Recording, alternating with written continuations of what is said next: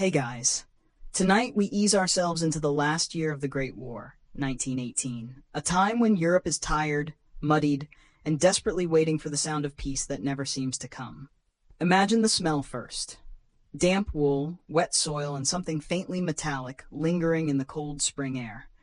You stand in a trench with water rising just above your boots. There's mud on your fingers, mud in your hair, mud even in your dreams. Above, a gray sky presses down as though it's tired too. You probably won't survive this, if we're being honest. Few who stand here with you will. But don't panic. That's just the grim math of history. And luckily, you get to experience it from your pillow, not from the Western Front.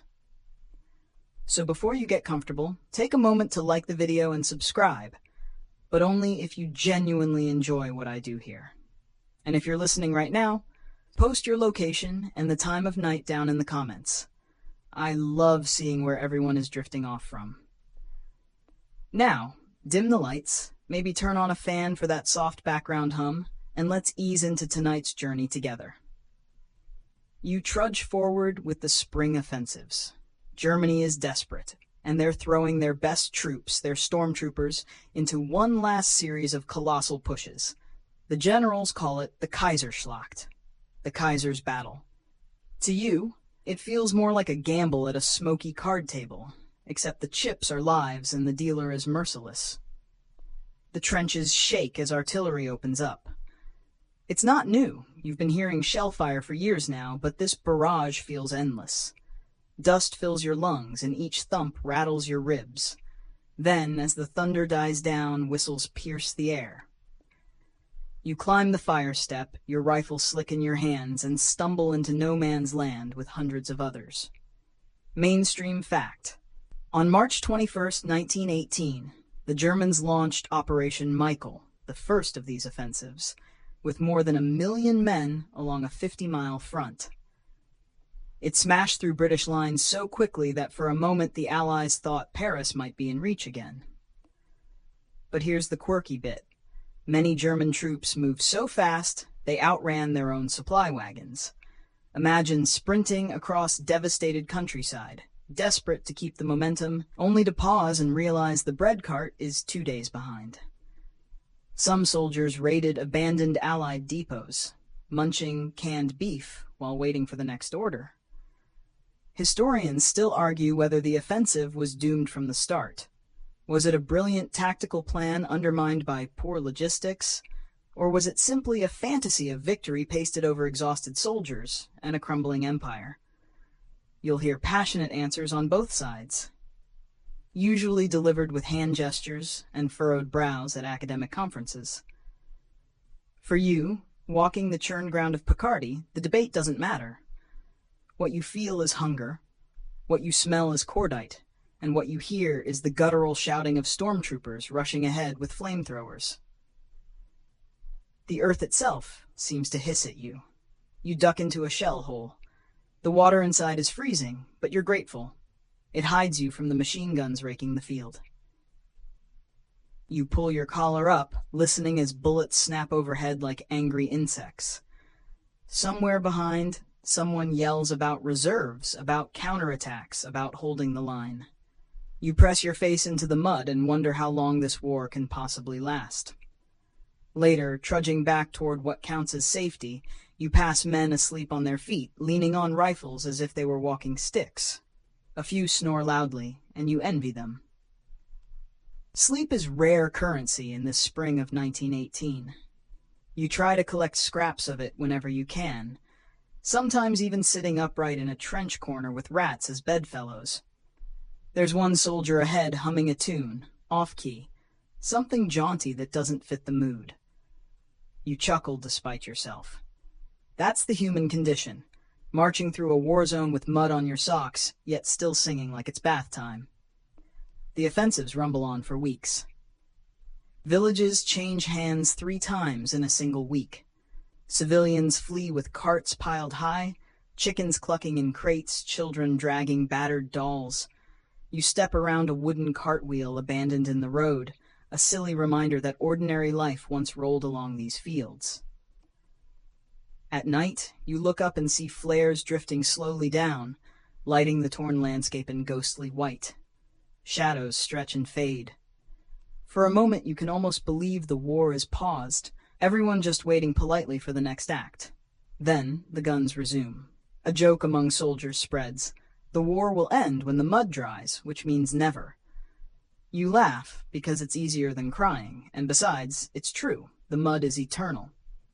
Still, even in this chaos, you sense the German gamble faltering. The troops around you grow thinner, not just in number, but in their cheeks and shoulders. Supplies run low, morale dips, and those lightning gains stall against stubborn defenses. Each day of grinding forward costs men Germany cannot replace. You slump into your dugout one night, boots steaming near a candle stub. The walls drip with condensation, the air reeks of damp earth. Someone mutters about American soldiers arriving soon. You roll your eyes, skeptical. The war feels endless. The idea of fresh faces seems like wishful thinking. But part of you dares to hope. Outside, another barrage begins, shaking the ground like a drumbeat. You pull your blanket tight and let the sound lull you, strange as it seems. After all, humans can adapt to almost anything. Even the thunder of war becomes background noise if you hear it long enough. You wake to the sound of boots squelching outside the dugout. Word travels quickly in whispers, in coughs, in half-sleep sentences. The Americans are here. You blink against the dim candlelight, rubbing mud from your eyes, and wonder if it's rumor again, like last week when someone swore they saw cowboy hats at the station. But no, this time it's real. The fresh troops, the doughboys, step onto the muddy platforms and into the trenches like awkward guests at a party no one actually wants to attend.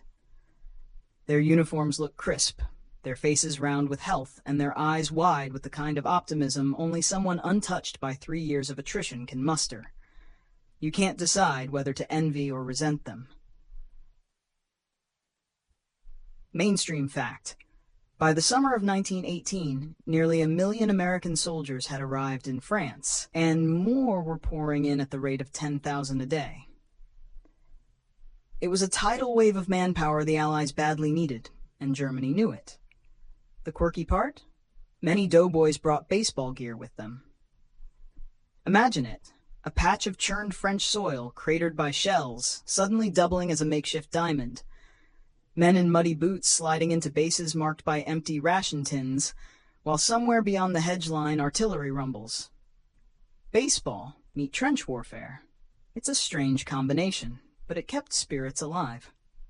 Historians still argue whether the Americans tipped the balance by sheer numbers or by morale. Some insist their presence was more symbolic at first, a promise of inexhaustible reserves rather than an immediate tactical edge. Others argue the very sight of fresh troops heartened the French and British, who were sagging badly after 4 long years. You watch as a group of doughboys march past, their boots sinking with every step. They hum a tune, ragtime, something jaunty. You smirk, thinking of the dreary British marching songs that sound more like funeral processions. The Americans whistle as though they've strolled into a summer picnic. You almost want to tell them, give it 2 weeks in the mud, boys, and you'll whistle less. Still, their energy is contagious. You find yourself standing a little straighter, though your socks are still wet and your stomach still growls. At the front, things shift. The German offensives lose steam, and suddenly you're no longer stumbling backward, but preparing to push forward again. The Allies test the line with counterattacks, often pairing British, French, and these new Americans in the same operations. The communication is messy. Accents clash, slang confuses, orders get lost. At one point, an American sergeant shouts, "Haul ass!" and a bewildered French soldier looks around for a cart. But the effect is real. The rhythm of the war changes. You march alongside Americans who complain that the coffee is weak, that the bread is too hard, that French wine tastes funny. You roll your eyes, then chuckle, because you remember when you complained about the exact same things years ago. Complaining is half the war, after all. One evening, under a sunset painted with streaks of red and gold, you sit with an American private who offers you chewing gum. You've never tasted anything like it, sweet, rubbery, oddly satisfying. You chew until your jaw aches, but you don't stop, because for a moment it feels like the world outside the trench might actually contain small, ridiculous pleasures. Nearby, a chaplain sets up a phonograph. The record scratches and pops, then bursts into a jazz tune. Soldiers tap their muddy heels, clapping along. The sound drifts across the fields, and you imagine German pickets listening too, raising eyebrows at this new rhythm from across the ocean. At night, you overhear British officers muttering about green Americans who need breaking in. You overhear Americans muttering about fussy British stuck in their ways. And somewhere in between, you, the tired veteran, see both sides. The truth is that everyone is worn thin, and new energy, no matter how raw, is exactly what's needed. During patrol, you watch an American platoon stumble through the wire, clumsy with the angles of no man's land. You whisper instructions, where to duck, when to freeze, how to read the flicker of a flare. They listen with that wide-eyed gratitude you once had yourself. You feel old, though you're barely 25. War does that, turns boys into ancient souls before they've grown beards. The humor creeps in where it can. A doughboy tries to fry bacon on a mess tin lid and sets his sleeve on fire. Another shouts at a French farmer, assuming English yelled loudly enough becomes universal. And one lad insists he saw Paris already, when in fact he mistook a small village with 2 cafes and a crooked church steeple. You laugh quietly, shaking your head. But underneath you sense the tide shifting. Germany's gamble is faltering. Their supplies thin, their morale wavers, and their enemies are suddenly reinforced by men who've never tasted defeat in this war. The doughboys bring with them a strange kind of stubborn optimism, the belief that things will end soon, that the future belongs to them. You settle against a sandbag wall, chewing another stick of gum, listening to the crack of baseball bats somewhere down the line. The sun dips, the horizon glows faintly, and for the first time in months, you allow yourself a flicker of hope. You're back in the trench again, the novelty of doughboys fading into the daily grind. The sky is low, a slate ceiling dripping rain that never seems to end. You pull your coat tight, though the damp has already soaked through the wool. It's not the battles that wear you down most. It's this life between them. The endless hours of waiting, the gnawing monotony punctuated by bursts of terror. The trench stretches like a crooked scar across the landscape.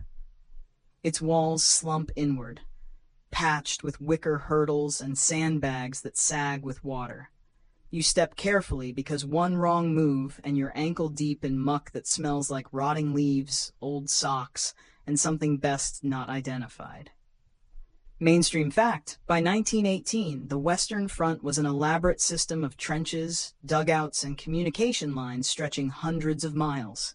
Millions of soldiers rotated through them, living in conditions that were often worse than the battles themselves. The quirky bit is this. Rats are the real rulers of the trench. They grow fat on spilled rations, and grimly on the unburied dead. Some get so bold they scurry across your lap as you try to sleep. Soldiers swear they've seen rats as big as cats. And honestly, when one stares at you with glassy eyes, you believe it. One joker in your unit names a rat General Whiskers and salutes it whenever it waddles by. You laugh, but not too loudly. You don't want to offend the general. Historians still argue whether trench life permanently broke the spirits of soldiers or forged an odd camaraderie. Was it trauma that scarred generations, or a shared hardship that bound them tighter than anything peace could offer? The truth probably lies somewhere between, in the mud you're standing in. Meals here are an event, though not in a glamorous sense. You ladle lukewarm stew from a battered tin, the meat stringy, and the potatoes suspiciously crunchy. Sometimes you get bully beef, a tinned concoction so solid you could probably use it to patch a sandbag. You chew slowly, savoring each bite more for the calories than the flavor. Tea arrives in battered canisters, strong enough to strip paint, and you gulp it down gratefully. At night, the trench becomes a theater of sounds. You hear the distant crack of rifles, the occasional whine of a shell overhead, and closer still, the snoring of your comrades. One fellow talks in his sleep, mumbling half-remembered conversations with his mother. Another dreams loudly of roast chicken, repeating the words "extra gravy" until you want to shove a sock in his mouth. For a moment, though, there's peace. You sit with your back against the wall, boots off, rubbing your sore feet. You think of home, of streets where mud doesn't climb your shins, of meals without the taste of metal spoons. You imagine the sound of rain on a proper roof instead of on a canvas sheet sagging above your head. Then comes the routine. Stand to at dawn, when the light is pale and the world is most dangerous. You grip your rifle, scanning the horizon, though most days nothing happens. The anticipation itself is exhausting, the waiting worse than the fight. Your eyelids droop, but you dare not close them. Not now, not with officers pacing the line. Latrines are dug at the end of the trench, and you gag every time you pass. Privacy is non-existent, dignity a luxury. You joke about it with your mates, but the smell is enough to make humor feel thin. You pinch your nose, muttering that someday you'll build the fanciest indoor toilet imaginable. Letters arrive sporadically, ink-smudged, paper smelling faintly of lavender or bread. You clutch them like treasure. One man reads his aloud 3 times in a row, savoring every word until the paper almost falls apart. Another pretends not to care, stuffing his unread envelope into his tunic. Later, you catch him alone whispering the words to himself by candlelight. There's superstition, too. One soldier swears by the lucky coin he hides in his boot. Another believes scratching his initials into a trench wall will guarantee survival. You have your own rituals, tying your boots twice, patting your helmet 3 times before going on duty. Silly, perhaps, but in a place where shells fall at random, control is precious. Occasionally, you get relief from boredom. A patrol across no man's land, crawling on your belly, your breath shallow, mud caked on your face. You clutch your rifle tight, listening to the rustle of grass, praying no flare streaks the sky. The silence is almost louder than the bombardments. Your heartbeat thuds in your ears, and every shadow looks like an enemy. When you return, exhausted and filthy, you collapse into the trench with a sigh, relieved to have survived another errand of chance. Jokes keep spirits alive. Someone paints a mustache on a dugout wall and declares it the officers' lounge. Another suggests starting a trench choir, though the result sounds more like a herd of dying cows than music. You laugh anyway, because laughter here is currency as precious as food. And always, the rats scurry, the mud sucks, the sky weeps. You look down the line, seeing faces lit by candle stubs and cigarette tips. They're weary faces, but they're alive, and tonight that's enough. You lift your head from the trench wall and look upward, beyond the barbed wire and the smoke. The sky has changed. Where once it was the silent backdrop to the grinding war, now it buzzes and roars. The air war of 1918 is no longer novelty, it's a daily part of your routine. You squint at the sound of engines, following the tiny specks that dart and loop above, fragile machines stitched together with canvas, wire, and just enough engine to stay airborne. Mainstream fact, by 1918, aerial combat had matured far beyond its experimental beginnings. Entire squadrons patrolled the skies, and the air war became a crucial factor in reconnaissance, artillery spotting, and dogfights that could tilt the tide of ground battles. But the quirky detail? Pilots still carried pistols, just in case.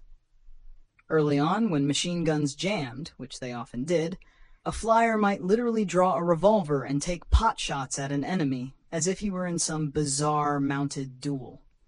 Even later, with synchronized guns spitting fire through propellers, many airmen still tucked a sidearm into their belts.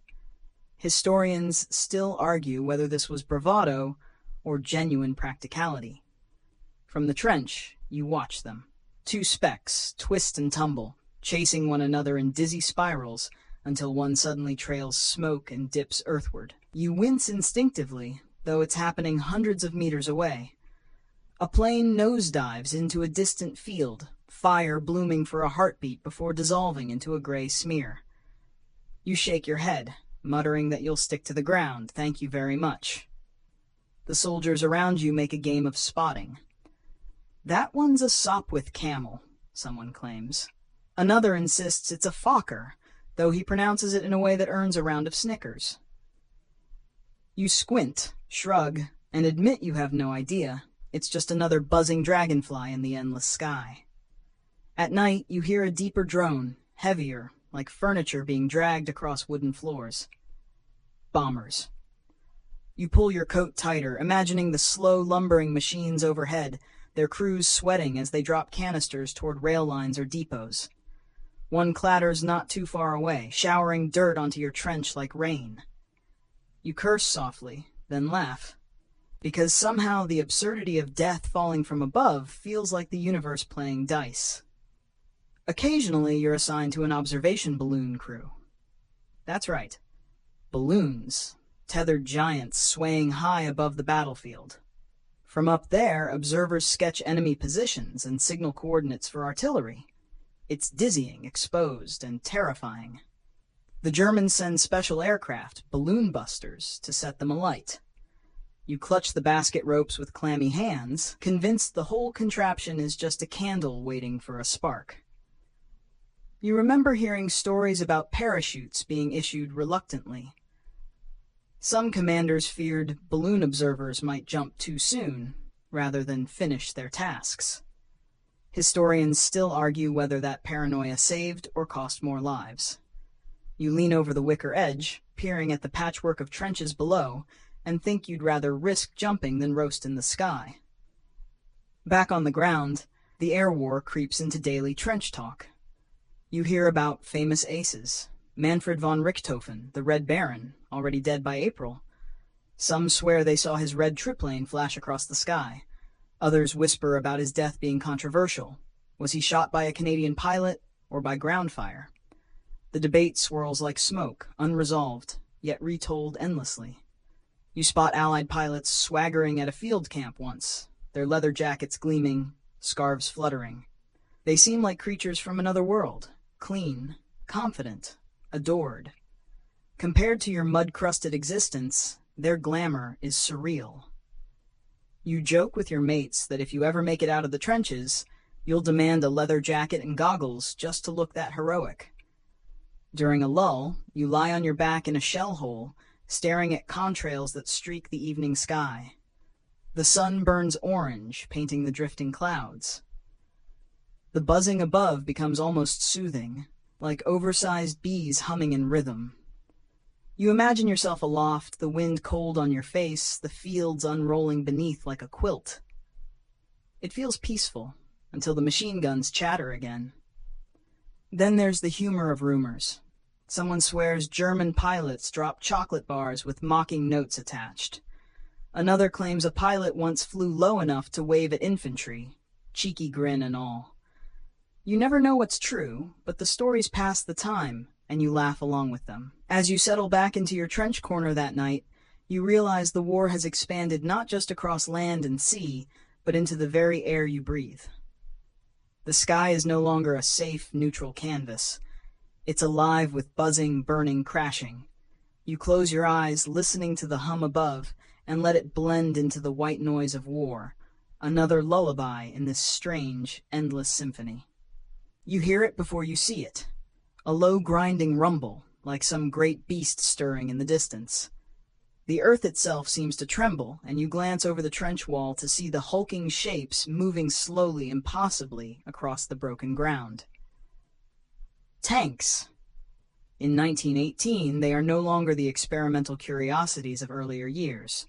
They're bigger, heavier, louder, and when you see them crawling forward like armored beetles, you feel both awe and unease. Mainstream fact. The Battle of Amiens in August 1918 marked the moment tanks truly proved themselves. More than 400 British tanks spearheaded the Allied assault, smashing through German defenses in a coordinated push that stunned even the pessimists. It was the start of what's often called the 100 Days Offensive, the final drive of the war. The quirky truth? Early tanks were so noisy that crews often went half-deaf inside them, shouting at one another over the roar of engines. Some even brought carrier pigeons into the cramped interior to relay messages, because radios weren't reliable yet. Imagine squeezing into a metal box with 6 sweaty men, choking smoke, clattering gears, and a nervous pigeon perched above your head. If that isn't a recipe for comedy, nothing is. Historians still argue whether tanks truly won battles or simply boosted morale. Were they tactically decisive, or were they mostly psychological weapons, giant lumbering shapes that terrified German soldiers unused to such machines? The debate rolls on like the tanks themselves, slow but unstoppable. From your place in the mud, you watch one grind forward, its tracks clanking, mud spraying with every churn. The machine seems unstoppable, yet it moves at barely a walking pace. You smirk, muttering that you could outrun it if you weren't already knee-deep in sludge. A mate jokes that the tank's greatest weapon is boredom. By the time it reaches the enemy, they've fallen asleep. Still, the effect is undeniable. German machine gunners fire, bullets pinging harmlessly off the thick plates. The tank lumbers right up to a nest, turns its stubby cannon, and belches smoke and fire. You cheer instinctively, the sound mingling with shouts all along the line. It feels like watching some armored guardian beast take revenge on the very idea of the trench. But the beast is fickle. One tank shudders, coughs smoke, and stalls. The crew scrambles out, coughing, waving frantically for help. Another hits a shell hole too wide, tilts, and sinks nose first like a clumsy hippo in quicksand. You wince, because even these metal monsters aren't immune to the mud that rules everything here. Later, you pass a resting tank up close. Its sides are scuffed, its tracks caked thick, its rivets loose from the vibration of battle. The crew lounges nearby, faces smeared with oil and soot, their ears still ringing. One offers you a cigarette with blackened fingers. You take it, coughing on the first drag, but grateful for the warmth. Inside the tank, you peek and immediately regret it. The air smells like sweat, cordite, and burned oil. It's hotter than any sauna, the metal walls radiating heat even in the cool air. The pigeon in its little basket blinks at you as though to say, "Don't ask me why I'm here." You chuckle and back out quickly. The tanks become part of your daily soundtrack. That grinding clatter, like 100 pots rattling in a wagon, signals that something is happening. You find comfort in it, strange as that sounds. When you hear tanks moving, you know an attack is coming, and for once, you're not just a target, you're advancing. One evening, you sketch a crude drawing of a tank in the mud with a stick. You give it cartoon eyes and a smiling mouth, then laugh at your own absurdity. A passing sergeant frowns at first, then cracks a grin and adds a helmet to the doodle. For a moment, even the officers are in on the joke. The Germans, for their part, develop new tactics. Field guns dragged forward, special armor-piercing rounds. You hear stories of soldiers hiding in trenches until tanks rumble overhead, then climbing out to throw grenades at their rears. The machines are powerful, but not invincible. Like everything else in this war, they're caught in an endless game of move and countermove. As the day ends, you sit against the trench wall, ears still buzzing from the grind of engines. You think of how strange it is to live at the moment when horses, rifles, and mud collide with steel monsters. You wonder what future wars will look like. You hope, quietly, there won't be any.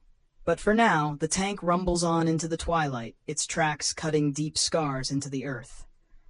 You close your eyes, letting the fading noise become part of your dreams.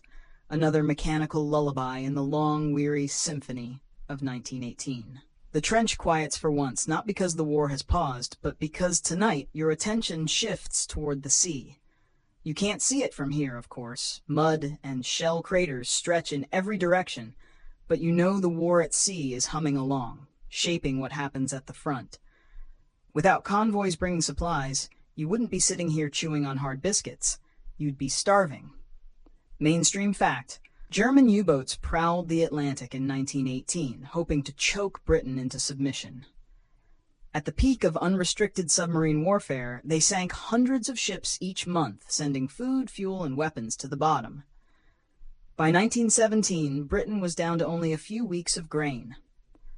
The convoy system, with warships shepherding merchant fleets, became the lifeline of the Allies. Quirky tidbit? Sailors sometimes dropped barrels of soap into the sea when U-boats were spotted. Why? Because the soap made the water foam and bubble, tricking submariners into thinking depth charges had gone off. You imagine some German officer peering through a periscope at frothy seas, muttering, "Well, that was rude." Historians still argue whether these tricks ever fooled anyone, or if they were just sailors' tall tales passed around mess halls. You picture the convoys, long lines of freighters loaded with canned beef, shells, boots, and yes, even the dreaded hardtack you gnaw on daily. Destroyers dart around them, sharp and fast, watching for the telltale ripple of a periscope. Somewhere beneath, U-boat crews sweat in cramped metal tubes, listening to the ping of sonar and the groan of rivets, hearts pounding as they wait to strike. From your trench, the sea feels impossibly far away. And yet, the war at sea decides what lands in your mess tin, what rifle is in your hand, even whether reinforcements from America arrive at all. You chew your bread thoughtfully, imagining it nearly got a tour of the Atlantic floor before reaching you. Stories circulate among the men. Someone swears his cousin sailed on a merchant ship attacked by a U-boat, only to be rescued hours later by a fishing trawler whose crew handed out hot tea and very stale biscuits. Another insists he heard of a U-boat captain who surfaced near Ireland, ordered fresh milk from a farmer, paid politely, and dove again. You laugh, shaking your head. War produces the strangest tales. Still, you can't help but think of the sailors enduring their own kind of trench, the steel hull of a submarine. No fresh air, no sunlight, just diesel fumes, dripping condensation, and the occasional rat stowaway. Some of your trench mates joke that they'd rather fight in the mud forever than spend a single week submerged like a sardine. You nod in agreement. At least, mud doesn't run out of oxygen. The Sea War also brings exotic food to your imagination. Rumors of American convoys include crates of tropical fruit and candy. You picture bananas floating across the Atlantic, only to end up mashed in a muddy ration tin in Picardy. The contrast makes you grin. Night falls, and you stare at the sky. Somewhere out there, far beyond the horizon, warships patrol under the same moonlight. Their decks tilt with the waves, their sailors peer into the dark, and their stomachs churn with the swell. You imagine their lullaby is the creak of hulls and the slap of waves, not the shriek of shells. Different battlefields, same sleepless eyes. The joke of the night comes when one soldier declares that canned corned beef is indestructible, that if the Germans had simply armored their tanks with bully beef tins, they would have been unstoppable. You laugh until your belly hurts, even as you're eating that very same beef. For a fleeting moment, the sea seems close after all. You taste salt in your mouth, though maybe that's just the sweat trickling down your face. You imagine the roar of waves blending with the roar of artillery, two oceans colliding in your ears. Then the sound fades back to the familiar chirp of crickets and distant gunfire, and you realize your journey tonight is landlocked once more. But the thought lingers. Without the endless convoys, without sailors braving the deep, your trench would be emptier, hungrier, and quieter in a dangerous way. You nod toward the horizon you can't see, offering a silent salute to the unseen war at sea. The guns may thunder in the distance, but today your mind drifts away from the front lines, back toward the cities and towns behind them. Because while men slog in mud, it is women who keep the machinery of the war turning. You picture them in factories, in uniforms, their hands raw from long hours and heavy work, the clang of machines as constant to them as shellfire is to you. Mainstream fact. By 1918, millions of women across Europe and America were employed in war industries. They filled roles once reserved for men, making munitions, driving trams, delivering mail, even working as mechanics. In Britain alone, nearly 1 million women labored in munitions factories, producing the shells you hear screaming overhead. The quirky truth? Their skin sometimes turned yellow from constant exposure to TNT, earning them the nickname Canary Girls. Imagine leaving work glowing like a jaundiced sunflower, half proud of your service and half worried about what it might be doing to your insides. One soldier you know jokes that if you marry a canary girl, you won't need candles in the house. You roll your eyes, but you chuckle anyway. Historians still argue whether women's wartime labor truly transformed gender roles permanently, or whether it was merely a pause, a necessity until the men came back. Many returned to kitchens and laundries after 1918, yet the memory of independence lingered, a spark that could not be fully extinguished. You picture a woman stepping out of the factory gates, scarf tied tight against the smoke, hands still stained with powder. She tucks her lunch tin into her bag and heads home to queue for bread, her body weary, yet her head held high. She might glance at a passing poster urging her to do her bit, and think, haven't I already? In hospitals, women serve as nurses, soothing fevered brows, changing dressings, writing letters for soldiers too weak to hold a pen. You remember lying in a field station once, your ankle swollen, and the calm efficiency of a nurse who scolded you for trying to sit up. Her voice cut through the haze like sunlight. You still hear it sometimes when you close your eyes. Back in the trench, soldiers trade stories of sisters or sweethearts working man's jobs. One boasts his fiancée drives a tram through London traffic, her hair tucked neatly under a cap. Another mutters that his mother makes shells by day and knits socks by night. You feel a pang of gratitude and guilt that their labor keeps your rifle loaded, your feet warm, your stomach at least partly full. There's humor in it, too. You hear of women's football, soccer, teams springing up, workers kicking balls during factory breaks and then forming leagues. Crowds cheer them on, as though the war has reshaped even games. One joker mutters that maybe the women will win the war with football, while the men keep losing it with guns. You laugh, imagining yourself in the stands, waving a muddy cap at a victorious goal. Not all of it is glory, of course. Rumors float through the trenches about strikes in munitions factories, about shortages, about women demanding better pay. You nod approvingly. After all, if you can mutter endlessly about your rations and your socks, surely they can demand fair wages for filling shells that explode in your hands. At night, you sit with your mess tin of stew, staring at the faint glow of lanterns from the rear. You imagine those women still at their lathes, sparks flying, machines pounding. You feel connected, in some strange way. Different battles, same exhaustion. The scholarly debates drift into your head as you chew. Did this war liberate women, or just lend them a temporary stage? You shrug, because in this moment, the debate feels too big. What you know is simple. Without them, the line you stand in would have crumbled long ago. As the evening settles, a soldier beside you pulls a photograph from his tunic. He holds it up to the candlelight, his sister in overalls, grinning proudly, grease smudged across her cheek. "She's tougher than I am," he mutters. You smile, nodding in agreement. You suspect he's right?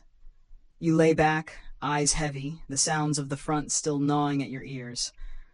But in your thoughts, you hear another rhythm. The steady beat of hammers, the shuffle of boots across factory floors, the laughter of women in borrowed uniforms. A quieter war, perhaps, but no less vital.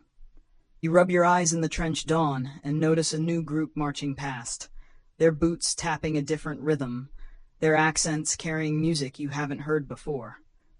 Colonial troops. By 1918, the Western Front has become a crossroads of empires, a meeting place not just of armies but of cultures. You lean on your rifle and watch them pass, curious, tired, and oddly comforted by the variety.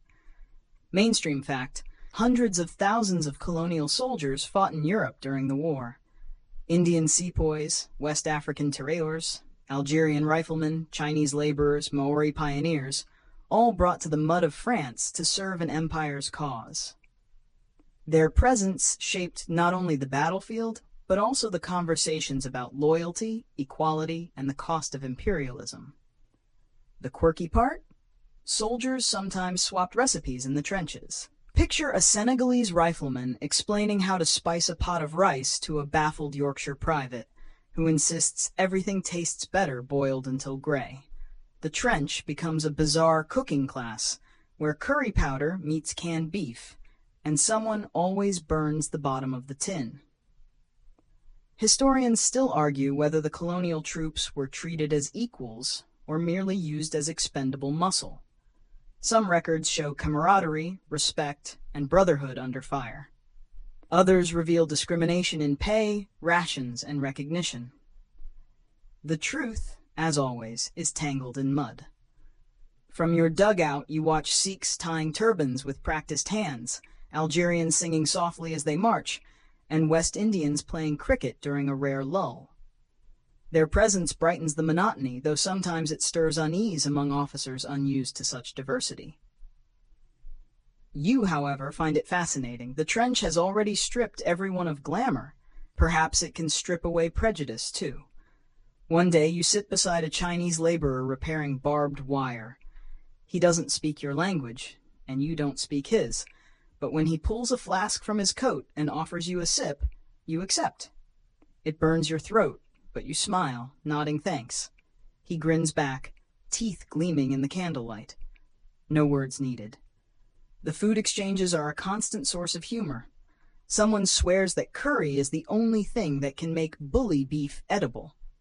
Another insists rice pudding made with condensed milk is a miracle invention. You try both and decide, yes, maybe the empire has its perks. Cultural collisions spark curiosity. You hear Maori songs at dusk, deep voices rolling like waves.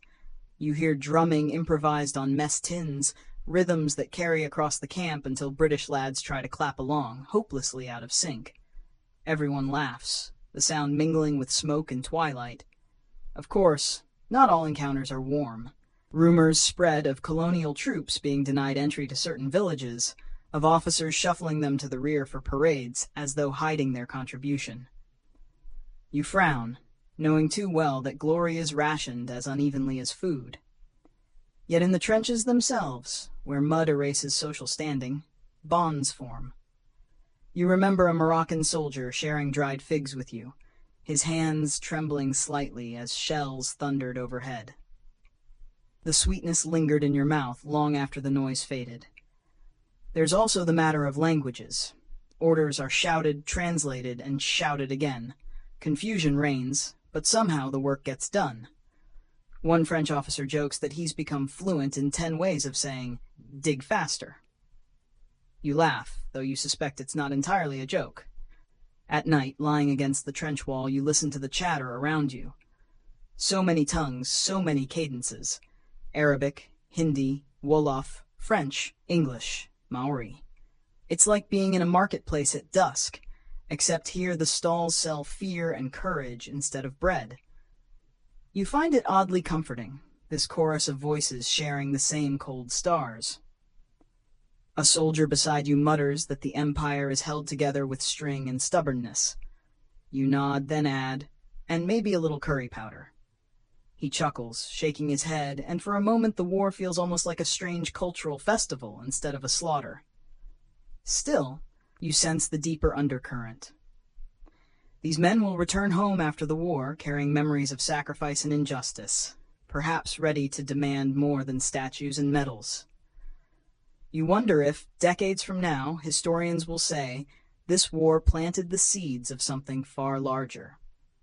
But for now, here in 1918, you simply sit and share a fig with a man whose language you'll never learn, whose homeland you may never see, and yet who feels, in this moment, like a brother. The shells have barely quieted when another menace creeps into your world. Not one that roars from the sky, but one that seeps into lungs and wounds, invisible and relentless. Medical struggles in 1918 are constant companions, and you can't help but feel like every cough, every scratch, might become a new battle all its own. Mainstream fact: field hospitals in 1918 were overwhelmed not only with bullet wounds and shrapnel injuries, but also with chemical burns from mustard gas and the terrifying onset of influenza. Entire wards groaned with soldiers whose skin blistered or whose breathing came in ragged gasps. Doctors did what they could with limited supplies, but the sheer scale often dwarfed their efforts. The quirky bit? Some medics swore by peculiar treatments: onions tied to the feet to draw out infection, whiskey poured straight into wounds, or even rubbing goose fat on chests to ward off pneumonia. You wrinkle your nose just thinking of it, though you admit goose fat sounds tastier than Vicks VapoRub. Historians still argue whether any of these folk remedies helped at all, or if they just gave frightened men something to believe in while medicine scrambled to keep up. You recall the sight of stretcher-bearers trudging through mud, bent double with their precious cargo. They stumble, splash, curse softly, but they never stop. Their bravery feels different from that of soldiers charging a trench, slower, steadier, endlessly repetitive. Inside the medical tents, the atmosphere is surreal. Oil lamps cast yellow light over rows of cots. Nurses whisper, doctors bark orders, orderlies scrub blood-stained tools with carbolic until their hands sting. The air is thick with ether and sweat, a cocktail that makes your stomach churn. Yet in the midst of it, someone cracks a joke, usually dark, always weary. At least mustard gas makes you too sick to notice the food. You groan and laugh despite yourself. Mustard gas itself is a cruel companion. Not explosive, not flashy, just a silent cloud sinking into trenches, clinging to uniforms, burning skin. You've seen men stumble back from the line with eyes swollen shut, coughing like broken engines. The horror is that the gas doesn't always kill quickly. It lingers, a long fight inside the body. And then there's influenza. It stalks both trenches and towns, cutting down soldiers and civilians alike. You overhear whispers of entire barracks falling sick, of nurses collapsing beside their patients. The irony is bitter. A world at war brought to its knees by something microscopic. You imagine some scholar years from now debating whether the flu killed more than the bullets. In quieter moments, you remember how medical improvisation could feel almost tender. A nurse once tucked extra socks over your cold feet while you dozed in a field station. Another scribbled a note to your family when your hand shook too badly to write.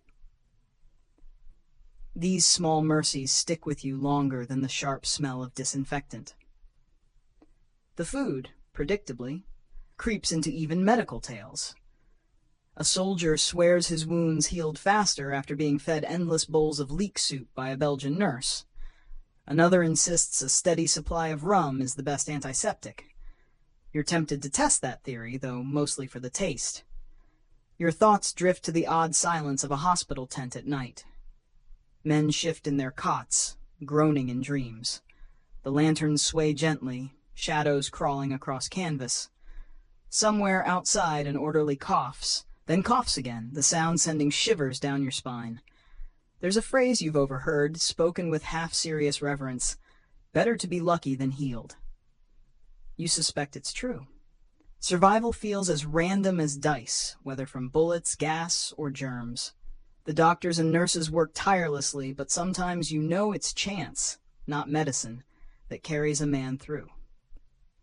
You close your eyes and imagine the different rhythms of the front in the hospital. The crash of shells replaced by the clink of glass bottles, the scream of whistles replaced by whispered prayers. Both relentless, both exhausting. You wonder which is harder, fighting in the mud or fighting sickness with too few tools. As you drift into uneasy rest, you remind yourself that every stretcher bearer, every nurse, every weary doctor is another soldier in this strange war. Their battlefield is quieter but no less dangerous, their courage steady in a way that comforts you even here, coughing in the dark. Your trench wall is plastered with mud, yet someone has found space to tack up a brightly colored sheet of paper. A propaganda poster. You squint at it in the dim light, marveling at the bold lines, the loud promises, and the curious mix of humor and menace splashed across its surface. For a moment, the war feels less like mud and shells and more like an advertisement for a circus you never asked to join. Mainstream fact: by 1918, every nation at war churned out propaganda at full speed. Posters urged civilians to buy war bonds, conserve food, or enlist. In Britain, the stern gaze of Lord Kitchener pointed a finger. Your country needs you. In America, Uncle Sam borrowed the same pose. France plastered railway stations with images of brave soldiers holding the line, while Germany printed posters warning citizens of the encirclement. Everywhere you turned, the walls shouted. The quirky twist? Some posters didn't even try subtlety. One British design promised that buying just one more war bond would help sink a German U-boat. Imagine coughing up your spare change and then smugly telling your neighbor, "Yes, that was my coin that finished the submarine off." Historians still argue whether such posters genuinely persuaded people, or whether they simply entertained them while deeper economic pressures did the convincing. In your trench, posters serve as more than propaganda. They become jokes, graffiti fodder, even conversation starters. Someone once drew a mustache on Uncle Sam, and the entire dugout roared with laughter. Another man added speech bubbles. Suddenly, Kitchener was demanding socks instead of soldiers. You smile, remembering it. Sometimes irreverence is the only weapon you have left. The imagery sticks with you. Bold reds and blues, heroic figures standing tall, enemy caricatures twisted into grotesque villains. You know it's exaggerated, but you can't help staring. The colors are a welcome change from the endless gray-brown of your surroundings. It's as if someone dropped a circus poster into a graveyard. And it isn't just posters. Propaganda creeps into newspapers, into songs, even into postcards sent home. You once received a letter on stationery decorated with a cheery cartoon of a bulldog chewing on a German helmet. The stew stains on the paper didn't quite fit the mood, but you appreciated the effort. At night, soldiers parody the slogans. Your army needs you to peel these potatoes. Buy bonds of friendship, 2 shillings each. The laughter bubbles up, a necessary release. You're certain the creators of those posters would faint at such irreverence, but in the mud, humor is its own form of survival. And yet, part of you knows the posters work. They connect the home front to the front lines. They tell civilians that their coins, their rations, their patience matter. You picture a shopkeeper in London, dropping pennies into a collection tin, believing he's personally loading your rifle. It's silly, but also oddly comforting. Somewhere in Paris, you imagine a boy staring at a poster of a triumphant French soldier, vowing he will join as soon as he's old enough. Somewhere in Berlin, a mother pins a leaflet above her kitchen table, whispering prayers that her son's sacrifice will indeed defend the fatherland. The posters do their job, binding people together, for better or worse. As you roll into your blanket that night, you glance again at the poster tacked above you. The corners curl from damp, the ink already fading, but the figure still stands tall, finger pointing, eyes unblinking. You smirk. "All right," you whisper, "I'll keep going." But only because you asked so nicely. You wake to the rustle of paper and the smell of something vaguely edible. Rations day. A stack of crates has arrived at the trench, carried through mud and gunfire to ensure you and your comrades have just enough fuel to keep going. Food might not win battles, but lack of it certainly loses them, and in 1918 every soldier knows the value of a crust of bread. Mainstream fact, rations varied wildly between armies. The British soldier received his daily issue of bully beef, canned corned beef, hardtack biscuits, and tea. The French clung to bread, wine, and cheese. Americans, with their industrial supply chains, brought in white bread, canned peaches, and even chocolate. Germans, however, were tightening belts. Blockades made their rations sparse, with black bread often bulked out with sawdust or potato flour. You can almost taste the bitterness in the comparisons. Quirky tidbit: some soldiers actually preferred the notorious hardtack because it could double as a chess piece, a postcard, or even a hammer when tent pegs were scarce. One man swears he used a biscuit to fix a broken rifle butt. Another claims he carved his initials into one and sent it home, still intact when it arrived. Historians still argue whether soldiers exaggerated the indestructibility of hardtack, but the jokes outlived the biscuits themselves. Today you watch as tins are cracked open. The smell of corned beef wafts through the air, greeted with groans and laughter. One soldier mutters, "If I see bully beef in heaven, I'll turn straight back to hell." You chuckle, spooning a mouthful into your tin. It's salty, fatty, oddly comforting in its predictability. Tea is brewed in mess tins blackened from fires, the liquid more brown than golden, flecked with stray bits of ash. Still, it warms your hands and cuts the cold that creeps into your bones. You sip slowly, pretending it tastes like something from home. Sometimes the rations surprise you. A crate of jam appears, raspberry, sticky, sweet, like a holiday treat. The entire platoon cheers, men grinning like schoolboys. For a few days, jam is spread on bread, stirred into tea, even eaten straight from the tin with muddy fingers. The sugar rush almost feels like joy. And then there are the moments of barter. You trade your share of cheese for an extra biscuit, swap your coffee ration with an American for a piece of chocolate. Food becomes currency, shaping friendships, rivalries, even peacemaking after quarrels. You remember a French soldier pressing a piece of bread into your hand once, shrugging as if to say, "Eat, it's all we can do." The bread was stale, but it tasted of generosity. You think of it often when you chew your way through another tin of beef. Of course, hunger has its humor too.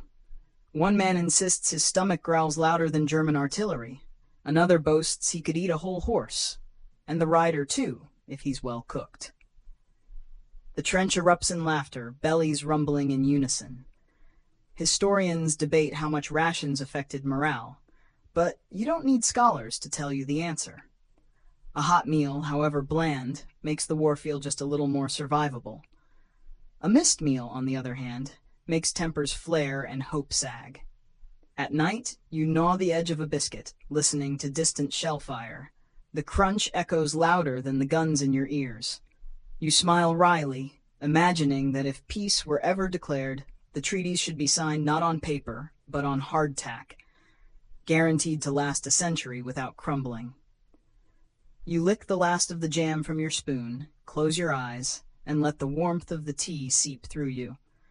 For tonight at least, the trench feels almost like a kitchen. Muddy, cold, loud, but still a place where food ties you to life. The air in August carries a new kind of energy. You sense it in the way orders arrive with more urgency, in the sudden appearance of tanks lined up behind hedgerows, in the crisp faces of American reinforcements who still believe this war can actually end. The 100 days have begun, and though you don't yet know the name, you feel the ground shifting beneath your boots. Mainstream fact: the 100 Days Offensive, from August to November 1918, was the final Allied push that forced Germany into retreat. Beginning with the Battle of Amiens, where British, Canadian, Australian, and French troops smashed through lines with the help of tanks and aircraft, the campaign drove the Central Powers steadily backward. Each week brought reclaimed villages, captured prisoners, and the grim realization in German ranks that the tide had turned. The quirky angle? Some soldiers marked their progress not by official maps, but by the food they scavenged along the way. Fresh eggs, hidden wine cellars, and even a prize-winning pig once liberated from a barnyard gave the campaign a taste of unexpected luxury.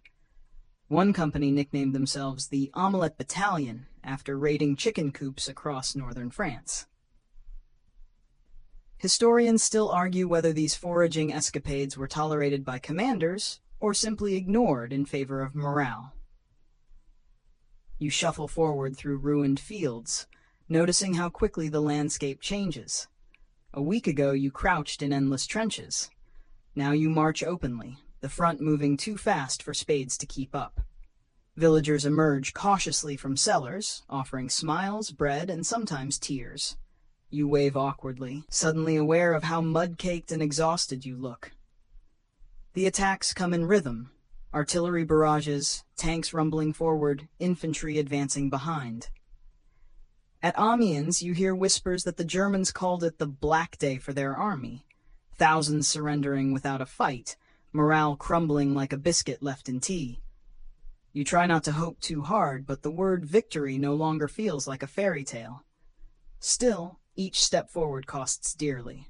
Shells still fall, machine guns still chatter, and every village retaken is riddled with booby traps and rubble. You find yourself crouching in what was once a bakery, the smell of scorched flour still clinging to the air. You close your eyes, almost tasting the bread that will never be baked there again. At night, you share a corner of a barn with fellow soldiers. Someone finds a bottle of wine hidden under hay and insists it's a sign of divine favor. You pass it around, each sip warming your chest, each laugh echoing off beams that once sheltered livestock. For a moment, the war feels like it's unraveling into something human again. Historians debate whether German defeat was inevitable by this point, whether it was the weight of American reinforcements, the exhaustion of the Central Powers, or the precision of Allied tactics that sealed the outcome. You shrug inwardly. All you know is that for the first time in years, the front is moving in the right direction, and you're moving with it. Jokes spring up about the pace. One soldier declares his boots are staging their own rebellion after marching 30 miles in 3 days. Another claims he'll sue the army for false advertising. He signed up for trench warfare, not marathon training. You laugh, your own blisters throbbing, grateful that humor limps alongside you. Each village retaken feels like a small resurrection. Bells, long silenced, are rung again. Children peek from behind shutters, and farmers lead out cows that somehow survived the shelling. You marvel at their resilience, at the stubborn rhythm of ordinary life edging back into the ruins. As the days stretch on, you begin to sense the fragility of German resistance. Their artillery grows quieter, their trenches emptier. The end is coming, though no one dares say it aloud. You shoulder your pack, step into another churned-up field, and whisper it to yourself anyway. Almost. The nights grow colder, and with them come strange rumors whispered in dugouts, murmured over mess tins, passed like contraband cigarettes. Whispers of peace. You hear them first in fragments. Someone claims a letter from home says talks are underway. Another insists a chaplain hinted the end is near. No one dares say it too loudly, but the word armistice begins to hang in the air like mist. Mainstream fact. By autumn 1918, the German High Command knew the war could not be won. Their allies were collapsing. Bulgaria, the Ottoman Empire, and Austria-Hungary all teetering or already seeking peace. In late October, Germany reached out for an armistice, secretly negotiating while still fighting at the front. Soldiers like you kept advancing, but uncertainty buzzed with every step. The quirky tidbit? Some units joked that peace was just another cruel rumor, like the promise of hot food waiting at the next village. One British private famously quipped, "I'll believe the war is over when I see the Kaiser in my trench peeling potatoes." You laugh at the line, though your own belly tightens with doubt. Historians still argue whether the rumors helped morale by offering hope, or hurt it by making men hesitate in their duty. You march through another shattered town, its church spire leaning like a drunkard, its streets littered with shell fragments. Yet in the cellar of a ruined cafe, you find locals already talking of rebuilding, of peace returning, of sons who might come home alive. Their optimism feels fragile, but contagious. At night, around a guttering candle, soldiers argue in hushed voices. "It'll end by Christmas," one swears, earning a chorus of groans. "How many times have you heard that before?" Another insists the Americans won't stop until Berlin itself falls. You sip your tin of weak coffee, neither agreeing nor disagreeing. Hope is a dangerous ration. Too much of it makes the next disappointment harder to swallow. Still, the evidence mounts. Fewer shells fall. Prisoners surrender more quickly, some almost relieved to be captured. A German corporal you pass mutters that his family has no food left at home. You wonder if his words are truer than any propaganda poster. Even the officers seem different. Their orders come with less bark, more hesitation. You imagine them reading telegrams behind closed doors, wondering if each battle might be the last, if each attack might be the final gasp before signatures dry on some distant treaty. In the trenches, humor thrives alongside rumor. One soldier declares he's already written "I survived the Great War" at the top of his diary, just to be safe. Another claims he'll open a restaurant called the Armistice Cafe, where every dish is bully beef served 3 ways. You laugh, though you secretly hope the joke never comes true. Historians debate whether ordinary soldiers sensed the inevitability of peace before November, or whether the sheer chaos kept them guessing until the last moment. From where you sit, boots damp and ears ringing, the truth feels muddled. You believe the war is crumbling, but you also know a single shell can still end your story tonight. You stare at the stars, breath misting in the cold air, and wonder if they look different in Berlin, in London, in Paris. Do civilians tilt their heads upward, whispering the same questions? Do they sense the war ending too? The thought comforts you like sharing a secret across miles of darkness. For now, you keep moving, rifle slung, boots dragging, mind torn between disbelief and longing. Peace is close. You can hear it in the whispers, smell it in the thinning smoke, almost taste it on the cold night air. Almost. Word count 195. The morning of November 11th begins like any other. Mud clinging to your boots, breath steaming in the cold, distant guns muttering on the horizon. Yet something in the air feels different. A tension sharp and brittle, as if the world itself is holding its breath. You hear the rumor whispered yet again: the armistice has been signed. Few believe it, but I'll repeat it. Mainstream fact. At the 11th hour of the 11th day of the 11th month, the guns did indeed fall silent. After 4 years of thunder, the war ended in an eerie hush. Across the front, soldiers who had lived by the roar of artillery suddenly found themselves standing in a silence so complete it felt unnatural. The quirky detail?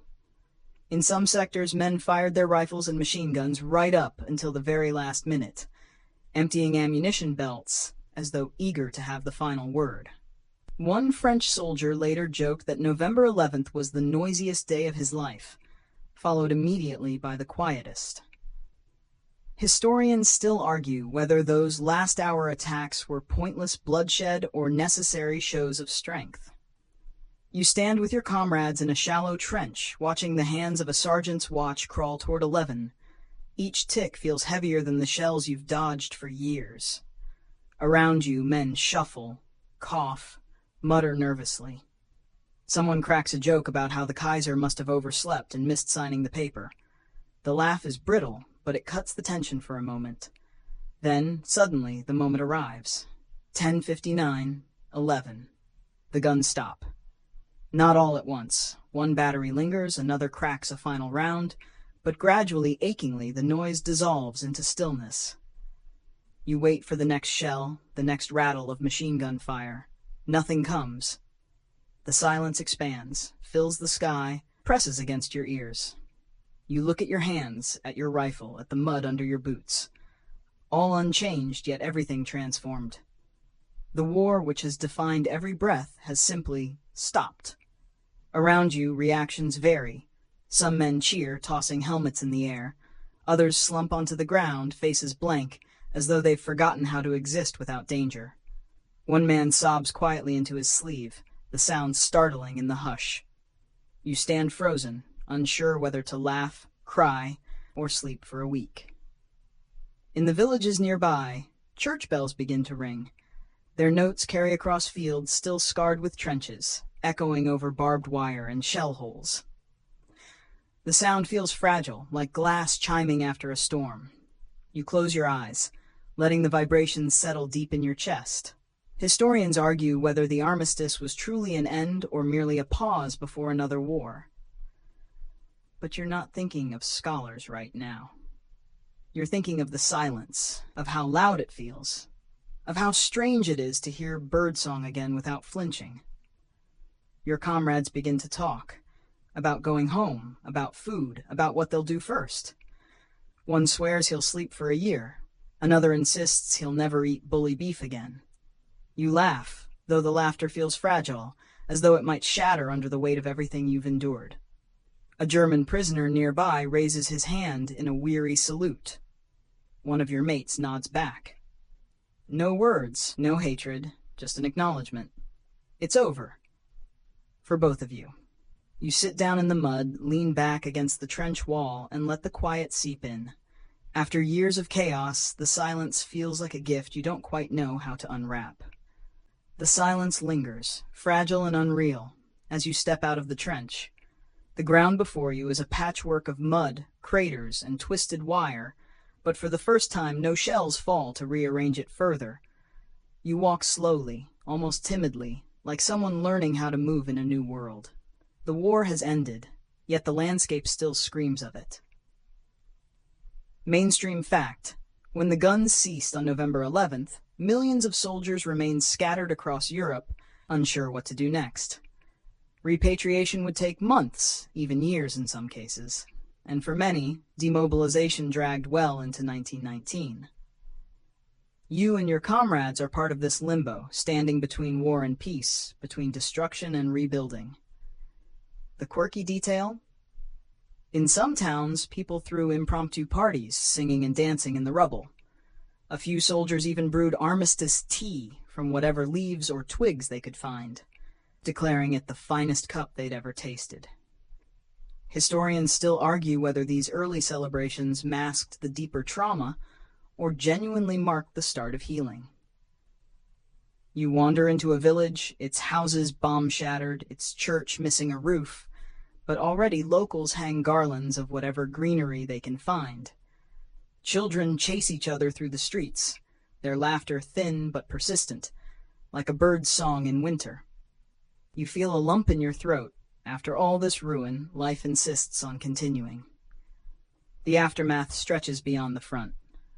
Across Europe, millions are displaced. Families await the return of fathers, sons, brothers. Some will never come back, their graves marked with wooden crosses scattered across foreign fields. You sense the weight of absence as deeply as the relief of survival. Your own comrades talk quietly of the future. One dreams of farming, another of never wearing boots again. Someone muses about opening a cafe, though bully beef will not be on the menu.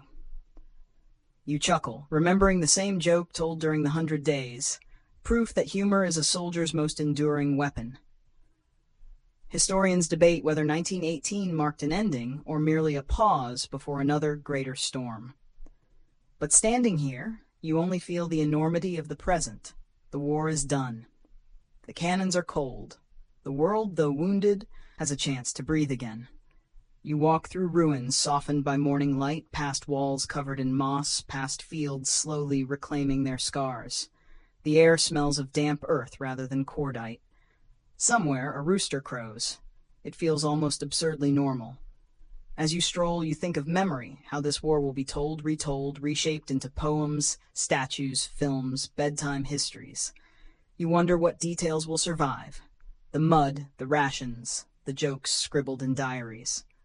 Perhaps, in years to come, someone will whisper this story gently to help another drift to sleep, smoothing out the rough edges, softening the thunder into a hum. And you? You simply keep walking, each step carrying you further from war, closer to peace, carrying with you the weight of loss and the fragile hope of beginnings. Wind down, 300 words. The march slows now, the boots lighter, the breath steadier. The guns are quiet, the sky is pale, and the world feels softer with each passing moment. You let the silence settle, wrapping around you like a heavy blanket, not oppressive but comforting, as though the earth itself is urging you to rest. Your thoughts drift, no longer clinging to battles or trenches, but floating gently toward calm places. A warm hearth, a quiet field, a night sky where stars shine undisturbed by searchlights or flares. You imagine lying down in tall grass, the ground firm and cool beneath you, the air carrying only the scents of soil and distant blossoms. Each breath deepens, each moment lengthens. The noise of war fades to memory, then to echo, then to nothing at all. What remains is a slow rhythm, the rise and fall of your chest, steady and sure, as dependable as the tide. Even the sharp edges of history soften now. The uniforms blur, the names slip gently away, the arguments of historians dissolve into murmurs. What is left is stillness, a wide and open space where your mind can rest. You are safe here, in this quiet. The story is complete, the journey has ended, and the only task remaining is to let go, to surrender to the calm. Close your eyes, allow your shoulders to loosen, your thoughts to dim, and your breathing to guide you into sleep. The world will wait. For now you rest. Open quote, open quote, open quote. End of script. Sweet dreams, close quote, close quote, close quote.